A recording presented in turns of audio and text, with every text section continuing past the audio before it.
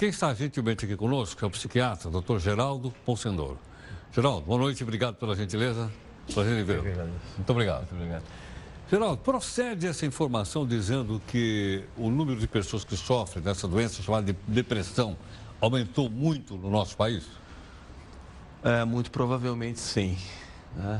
E não só no nosso país, mas em outras partes do mundo também. A depressão tem sido considerada um flagelo há muito tempo, como doença. E as pessoas têm uma visão da depressão como uma depressão maior ou unipolar. O que é a depressão maior ou unipolar?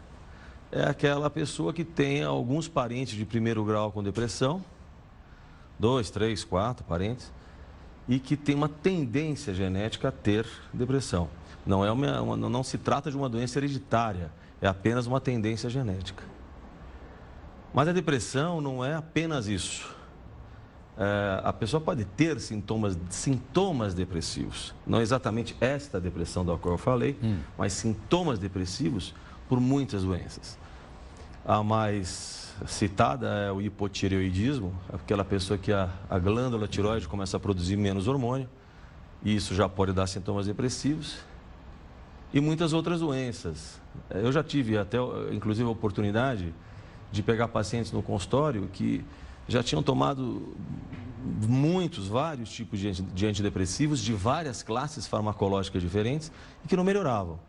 E que tinham, por exemplo, uma diabetes. Você pega uma glicemia, um nível de glicose no sangue de 300, 350 no paciente que não sabia que tinha isso e que faz com que ele não tenha disposição. E ele fica indisposto, relata aquilo como sendo sintomas depressivos, mas tratando a diabetes, desaparece a depressão, não era uma depressão. Mas outras doenças dão sintomas depressivos mesmo, como até doenças raras, né? A própria AIDS é uma doença que pode trazer sintomas depressivos por conta de alterações neurológicas que a doença pode acarretar. Agora, Geraldo, então é necessário muito cuidado para se fazer o tratamento, o diagnóstico de depressão. Da palavra depressão. Da palavra depressão. E também é necessário que o médico investigue muito bem sintomas depressivos que o paciente apresente, porque a solução pode ser o antidepressivo, mas pode não ser. Pode não ser. Isso. Agora, Geraldo, e a questão comportamental? Isso. O tipo de sociedade que a gente vive. Ele também provoca sintomas de depressão, como você explicou agora, não? Pois é, eu acho que esse é um tema deixado de lado. Se nós fôssemos ler os livros de psiquiatria clássicos, usados pelos psiquiatras no mundo todo, há 25 anos atrás, nós veríamos a afirmativa de que a pobreza, a miséria, as dificuldades sociais, o fato do indivíduo não se sentir incluído na sociedade, a própria desesperança com a vida política da sua sociedade, não teria relação com a depressão, né? Essas últimas palavras não, mas a pobreza, a miséria sim, mas nós sabemos que pobreza e miséria podem ser decorrentes, evidentemente, de uma má administração, né? Quando nós falamos de países. E isso mudou, claro, porque o bom senso diz, eu nunca acreditei nisso, é óbvio que o bom senso diz que isso deveria mudar, e já há 10, 15 anos, qualquer livro clássico de psiquiatria vai dizer sim, a pobreza é a miséria é um fator de risco para a depressão. Não que vá levar à depressão, mas é um fator de risco para a depressão. Como perder os pais na infância é um fator de risco para a depressão. Como ser dependente de drogas é um fator de risco para a depressão. Existem muitos fatores de risco para a depressão. E ter crise de ansiedade, eu sou especialista em ansiedade, né? Se o indivíduo começa a ter crise de ansiedade, não busca tratamento, ele vai se arrastando com isso, principalmente homens. Ele começa a se sentir impotente e é um fator de risco para a depressão. É que nós precisamos avaliar as coisas em nível biológico, nenhum problema. Sim. E a imprensa, as pessoas, a sociedade aceita que o médico faça essa avaliação. mas precisamos avaliar em nível psicológico, ou seja, que personalidade nós temos. Afinal de contas, será que o jeito que nós somos, eu, você, qualquer um nessa sala, nos predispõe à depressão, né? A nossa história de vida? E também precisamos avaliar em nível social, cultural, em que tipo de sociedade nós vivemos e se ela predispõe à depressão. Então, eu acredito que hoje, sociedades como o Brasil, que passam por uma recessão, que passam por dificuldades, com muitos desempregados, com muita dificuldade, o indivíduo entra em ansiedade crônica. A ansiedade crônica é o estresse, é um processo que de meses a anos leva o indivíduo, mas pode levar em meses. A fase de exaustão do estresse. E na fase de exaustão do estresse, o indivíduo pode ter dezenas de sintomas de doenças, desde disfunção erétil até gripes mais frequentes, amidalites mais frequentes, ou alergias, mas também sintomas depressivos. Geraldo, depressão pode ser confundida com tristeza? Pode, eu acho que com uma certa frequência. Então... Quer dizer, a pessoa triste, necessariamente, ela está deprimida? Não. Não, depressão não é tristeza. Depressão não é tristeza. Em primeiríssimo lugar, depressão é uma situação na qual o indivíduo não se sente mais senhor do seu humor. Humor é considerado de uma forma técnica. Para nós, humor, tecnicamente falando, é o estado emocional do indivíduo. Então, o indivíduo pode estar de bom humor, ele pode estar de mau humor, mas ele se considera senhor, no controle. Se sente no controle do seu humor.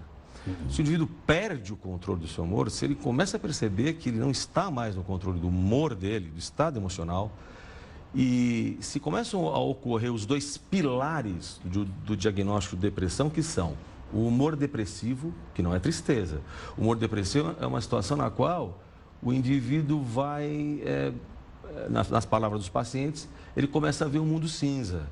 O mundo começa a perder a cor. As coisas que tinham um grande valor emocional, ou um valor mediano, etc., começam, ou até um valor leve, como ir até um bar, conversar com os amigos, ver por exemplo, um seriado que é do gosto daquela pessoa, começam a perder o valor, desde as leves até as mais altamente qualificadas do ponto de vista afetivo. Isso tudo começa a perder o valor. E o segundo pilar é a perda do prazer nas atividades que davam prazer àquela pessoa, que pode ser conversar... Bom, isso está cada vez mais difícil. Eu ia dizer conversar com a vizinha no muro, né? Isso aí já acabou, né? Aqui em São Paulo, pelo menos, já acabou. Colecionar cera, tocar violão, bater papo com os amigos, qualquer coisa. Ou, sei lá, pegar o avião dele e viajar se ele for bilionário. O que dava prazer. Então, se o indivíduo vai perdendo... Se ele se perguntar, poxa, eu estou perdendo prazer nas coisas que eu adorava fazer? Estou. O mundo está ficando cinza para mim, as coisas que tinham imenso valor afetivo para mim, estão deixando de ter esse valor emocional? Estão. Então, ele deve procurar um médico psiquiatra. Porque não é só isso que é depressão. Aí começam as alterações de sono, desejo sexual, etc, etc. E ele, então, precisa procurar para confirmar isso. Mas um médico psiquiatra. Sim, né? Claro. Geraldo, eu posso pedir para você ficar um instante aqui conosco? É um prazer para mim. Bom, quem está aqui gentilmente conosco é o psiquiatra, doutor Geraldo Posedoro. Geraldo, mais uma pergunta que eu gostaria de fazer para que você pudesse explicar aqui para a gente. Você acha que houve uma banalização da palavra depressão ou do conceito de depressão? Com certeza absoluta. Eu tenho certeza que muitas pessoas estão tomando medicações para depressão sem que isso seja necessário. Tem pessoas que tomam medicamento para depressão que não precisariam estar tomando. Sem que isso seja necessário, porque é necessário, né, uma consulta médica que considere todas aquelas questões que eu coloquei anteriormente, que considere, que pelo menos pergunte ao paciente se ele tem algum outro tipo de doença, se ele se trata de algum outro tipo de doença, para que doenças que geram sintomas depressivos não sejam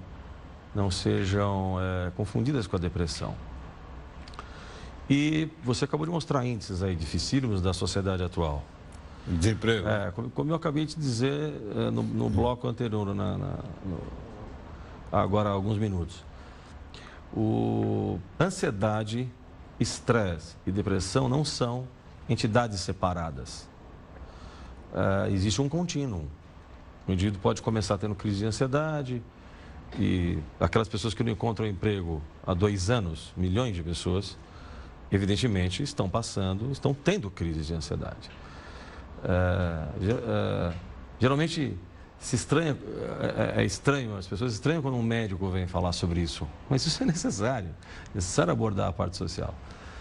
E dessas crises de ansiedade, o indivíduo pode não, ele vai entrar em processo de estresse. Não todas as pessoas, mas uma parcela delas. Porque estresse não é doença e nem sintoma. O estresse não é uma doença como uma pneumonia e nem um sintoma como a tosse. Ele é um processo. Todos entramos no processo de estresse, muitas vezes nas nossas vidas, e saímos. O importante é que nós possamos sair, entrar e sair, várias vezes. Se o indivíduo entra e não sai, ou ele está mais dentro do que fora, ele pode evoluir para a fase de exaustão de estresse. E nessa fase de exaustão de estresse, são muitas as doenças, como eu falei, né? Incluindo sintomas depressivos. Mas nesse processo da fase de exaustão de estresse, nesse processo do estresse, o indivíduo ele pode apenas estar triste, ele pode apenas ter uma tristeza muito profunda, pode estar triste, arrasado, desesperado, triste, o que faz parte da vida. Claro. E se isso não for avaliado adequadamente, ele já é medicado, né? É preciso ter cuidado. Depressão precisa comprometer apetite, a pessoa precisa, de fato, estar perdendo o apetite ou um grupo menor começando a comer em excesso.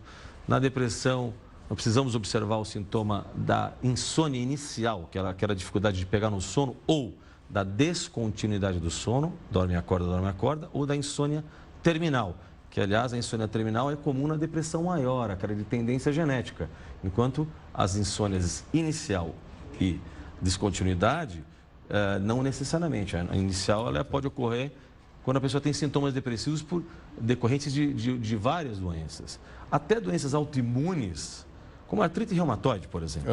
Ela pode ter sintomas depressivos se ela estiver descompensada. Então, nós temos a seguinte situação. Pessoas que não têm depressão e que podem estar sendo medicados com depressão, e pessoas que têm depressão, e não no caso de alguém, no caso de alguém que tem artrite reumatoide, que podem estar com o quadro descompensado, porque não encontram um reumatologista, vai procurar um reumatologista no SUS. Quanto tempo demora para se conseguir um reumatologista no SUS? É verdade. E com a sua artrite reumatoide descompensada, pode ter sintomas depressivos, sim. Nós observamos isso está claramente determinado na literatura. E essa pessoa, sim, precisa, em primeiro lugar, compensar a sua artrite reumatoide, uma doença autoimune. E se isto não for suficiente, aí sim, nós podemos adicionar um antidepressivo.